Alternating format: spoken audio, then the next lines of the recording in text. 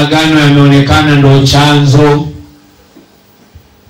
cha kanisa cha wanadamu chini ya jua kutembea kwenye dhambi.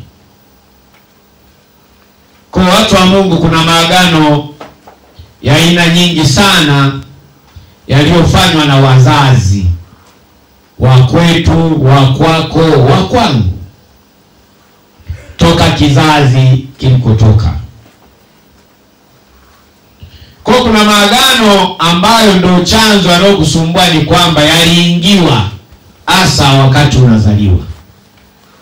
Kwa tutaangalia sana maagano kwamba 99% maagano yanayokusumbua wewe ni yale ambayo yaliingiwa na wazazi wako wakati unazaliwa. Kwa nini nasema? Walikupata pateje? Kwa njia gani? Kwa namna gani? Kwa mipango gani? Kwa kanuni gani? Kwa hiyo hii mifumo ndiyo chanzo cha matatizo ambayo wanadamu tunapitia chini ya jua. Lakini agano lililo kubwa ambalo linakuwa ni chanzo ambalo linaingiwa wakati unazaliwa ni lile agano la kitovu chako. Kitovu ni muunganiko. Ni muunganiko. Ndio maana ukiwa tumboni mwa mama, maisha ya miezi 9 yote mtoto unaishi kwa kupitia kitovu.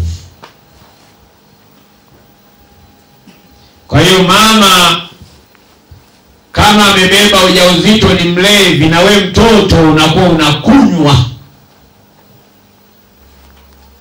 Haiwezekani chakula anachokula mama we ule, ila akinywa pombe wewe usinywe.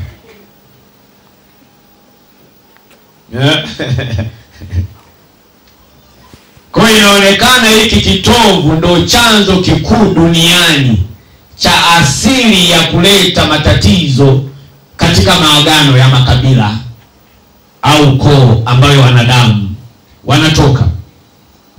Lakini hiki kitovu mara nyingi kinabeba damu.